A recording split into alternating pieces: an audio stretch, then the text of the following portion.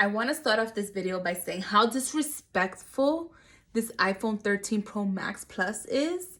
Like, yes, I know I'm a human. I got pimples, hyperpigmentation, pores, but you gonna do me like that, Gina? You gonna do me like that? Oh, I gotta breathe. Whew, y'all. I be out of breath. My back hurts. I'm wearing compression socks. My legs be falling asleep. And if you're new here, welcome. Hi, my name is Vanessa. And yes, I'm expecting a baby boy, April 2022. And welcome to my little corner on the interwebs. I personally love creating. I love storytelling. I think there's a beauty and power in standing in your truth and speaking your truth and being able to form human connections. And my story will never be your story, but I feel like we can truly have a common ground and find connection that way. And I just think it's so important to being able to speak those things, right? And we also love fashion, beauty. I love to travel. I love to eat. I love all that stuff. And this is what I share here on my platform. And who knows, I don't take it serious. I do take it serious, but I don't take it serious. Like, you know what I mean? Do you know what I mean? Be a little parched. Little ASMR for you guys. So this video, we're just gonna jump right into it. This is my second trimester video. I am officially 39 weeks. I'm so excited, y'all. Like, first of all, this baby was not planned. If you know me, if you know my story, I have dealt with unexplained infertility. I have dealt with 2 miscarriages, and I went through fertility treatments to have my beautiful 4. Wait, let me not age her. She's 3, but she's gonna be 4 in May. My beautiful baby girl, Gabriella. I love her to pieces. She's gonna be the best big sister. I don't want to put too high expectations for her, but the way she acts right now, like she is, just melts my heart. But we've been through it, y'all. We've been through it. Me and my husband been together for a long ass time. We met in 2007, and you can say the rest is history. He's a military man. We're constantly on the move. We've lived in Boston, Virginia. Now we're here in the beautiful state of California. And it's a beautiful, sunny 72 degrees out here. Oh, sorry, Jersey fam. It just, that's not the life for me anymore. All right? All right. All right. What we're going to talk about today, because I feel like there's just so much on my mind and on my head that I try to like speak it, but I don't want to talk too fast. I don't want to like miss anything. So let's start like genetic testing. And I know if you guys follow my stories, I spoke about this, but let's recap it a little bit just in case you don't know. So me and Eddie got genetic testing done. I guess it's a part of the routine here. I wasn't aware of it just because I had a midwife with Gabby, and this time around I have an OBGYN. 2 completely different experiences. And I guess I'm kind of glad that I'm going through it, but it's just sometimes my expectations are super high for an OBGYN, and they've been meeting me like down here, even though I know my doctor's super good and I trust him, but I just have like these high ass expectations that, you know, my midwife gave me. Listen, that's just what I'm saying. All right. So we got genetic testing done, and it came back that we were carriers for the SMN1 genetic marker, which means that your baby has a possibility of coming out with spinal muscle atrophy. I believe I said that right. And then we spoke to a genetic counselor. They said that we either have a 1 in 4 chance that the baby comes out with this, or a 1 in 500 chance of the baby coming out with this.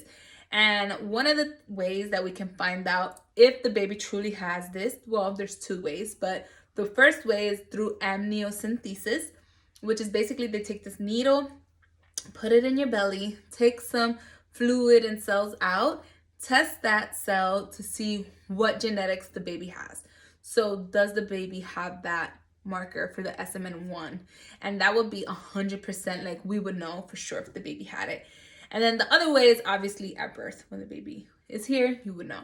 So our insurance, TRICARE, they, just so fucking weird, like I'm just like, make it make sense. Make it make sense, please, because I don't understand.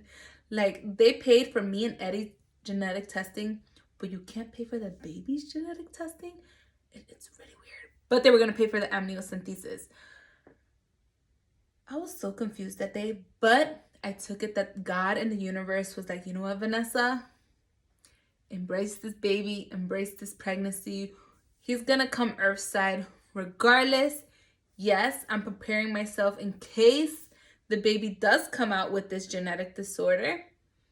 We're going to be parents with a medically ill child, and that would be our journey. But we don't know until it happens, right? So we're just going to embrace this pregnancy, love on this baby like we loved on all of our babies. And it is what it is, right? Like, we'll figure it out when the time comes. But I knew deep in my heart that we weren't going to have an abortion. We weren't going to do any of that stuff. So it is what it is. And Dr. Maserati, I call him Dr. Maserati because he drives a Maserati.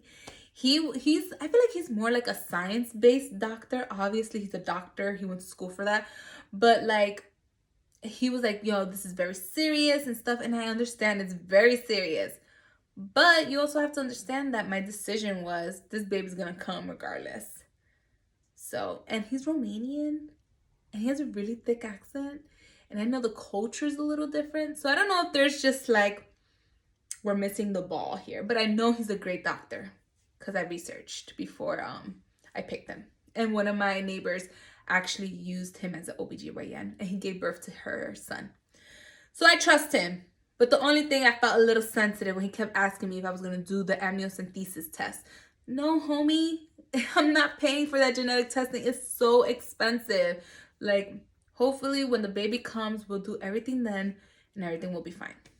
We don't know. We'll get there when we get there. And then what else with my second trimester? So, and then I got COVID in November. And, you know, I was a little scared, but I embraced it too. I'm just like that, y'all. Like, listen, I don't freak out with situations. Like, I cut my head and I was bleeding. And I took a shower and relaxed and did all this stuff before I went to the hospital to get 2 staples. Like, that's how I am. Like, I'm not like, oh my God. I'm not like that. I'm just, we don't have control. We do what we have to do. Now, in situations that I can control, obviously, I'll control them. But in things that I know that it's not, I can't control it, ¿qué yo voy a hacer? I can't do nothing. So all you leave it is in God, universe, whoever you believe in, that's who we leave it up to. So that was that. So I got COVID, lost my smell, taste, my breathing was bad. I was praying that I did not get a fever because fevers and pregnancies are no good. So thankfully I did not get any fevers and I recovered in like 2 weeks. So that was that. And then what else? COVID, genetic testing, and then that pushed back all my doctor's appointments. So I did my anatomy scan a little bit later and baby was not cooperating, and my doctor's appointment a little bit later. So when I did the anatomy scan, baby looks great. Doctors are happy. The only thing is that I have an anterior placenta, which means that the placenta is facing the front of your uterus. So I feel a little less movement. Well, I don't want to say less movements. The movements are a little bit more muted than they were with Gabby. Like Gabby, I felt her hiccups. I felt everything with her. I felt her rolling. I felt it all. This baby, I feel a little bit more muted movements. And also, I'm still a little bit early. Obviously, when he gets bigger, I'll probably feel more of it. And then with the anterior placenta, they noticed that I have a marginal cord insert, which means that my cord is not inserted directly in the middle of the placenta. It is off to the side. So usually doctors aren't too concerned about that, but they're gonna monitor you more to make sure that the baby is growing properly. So at my last appointment that I had yesterday, I checked the baby. He's in the 75th percentile, weighing 3 pounds, 4 ounces. I don't think this baby got any issues growing, okay, y'all? So that's that. And as far as like medical stuff and doctors, that's mostly what happened my second trimester. How I feel fine. I was working out. I still lived do cardio, all that stuff. Not as frequently as I did before pregnancy, but I'm just trying to keep as active as I possibly can, just because you need that strength and endurance and mobility for when labor does happen. So I want to prepare myself as much as I can, because I am going to give a VBAC, which is vaginal birth after a cesarean section. So fingers crossed everything goes well.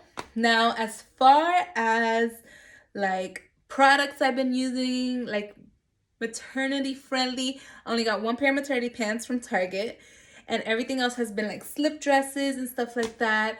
Now, I know I'm lucky. I live in a nice state where the climate is not cold, so I'm able to get away with these. Oh, excuse me, that was very rude. Oh my God. That I'm able to get away with this type of wear and stuff like that, thank God, because I'm really not trying to buy any type of maternity clothes. Now, I do need to buy some nice maternity bras, but that's going to be a little bit later down the road in the 3rd trimester. I did invest in a yoga ball or Pilates ball or maternity ball, whatever you want to call it. It's that big bouncy ball, because that helps relieve pressure in your pelvis and your back and all that stuff. And that's just good to have for when you're in early labor and labor in general. So that's that. What else did I do my 2nd trimester? I pre-registered for the hospital that I'm giving birth at. It was super easy. I just went online, filled out the form. I put in my insurance information, all that fun stuff, so that the hospital has it. So when I go the day of my delivery, I'm not filling out all that paperwork. Like, it's all done. So we did that, got it out the way. What else? What else, guys? Because I want to leave some stuff into the 3rd trimester. But, oh, also, once you hit your 27th week, which is technically your 3rd trimester, you can, if you have your insurance, and most insurance does, I don't want to speak for other insurance, but I know for TRICARE Prime, they do pay for your breast pump if you are looking into breastfeeding your baby. They also provide you with refills on the storage bags, the replacement parts, and they also, which is new, which I'm so excited, they give you the maternity support belt, they give you a postpartum belt, and they give you 2 pairs of compression socks, where I'm like, hallelujah! Because if you pay for this insurance, technically it's not free, but you don't have to pay out of pocket. Absolutely, we're going to take advantage of that. And I use the breastfeeding shop. I'm going to post it for you guys in the link down below if you're interested. They are super friendly, super easy. They actually have a prescription form online that you can just hand over to your provider. They fill it out, fax it over. And my doctors did that yesterday. Homegirl called me today. We were on the phone, ordered all my stuff, and I already got a confirmation that it's about to ship. Super easy, y'all. So take advantage of that, especially if breastfeeding is something that you want to take advantage of. What else? I think that's about it. Oh, the most important part, the baby registry. So I am registered on Babylist. That's the registry I used with Gabby. Super easy. Sometimes people don't understand it, but it's because what Babylist does is that the product that you put on your page, they actually look to see if other websites sell it. So they give you multiple options on where to buy the product that the person put on their list. So I'm using Babylist as the registry. I absolutely love them, just because they give you different ideas of what to use and stuff like that, or what to get for your baby. And they have like different types of like mom example registries. Did I say that right? Like if you're eco-friendly mom, or if you're a minimalistic mom, they have registries that kind of like go through the products that that specific type of mom likes. So I have that, and the registry is linked in the bio. You don't have to get me anything, but if you're curious to see what I have on my list for my 2nd baby, then you can check it out, because I did save a lot of stuff from Gabby, and maybe I'll do another video on that. So the next videos I'm gonna do is what's in my maternity bag, third trimester. I think that's more like after I give birth to baby, right? Yeah. So what's in my maternity bag? What's the other one? Oh, things that I kept from Gabby that I'm gonna use with the second baby now. Those are good ones. Yeah, I think that's what we're doing. All right, y'all. This candy's looking at me. I'm gonna eat it. That's it. Love you. Hope you're doing great. Amazing. Kill it. It's Wednesday. Happy hump day. I think I went over everything. Listen, you get what you get and you don't get upset.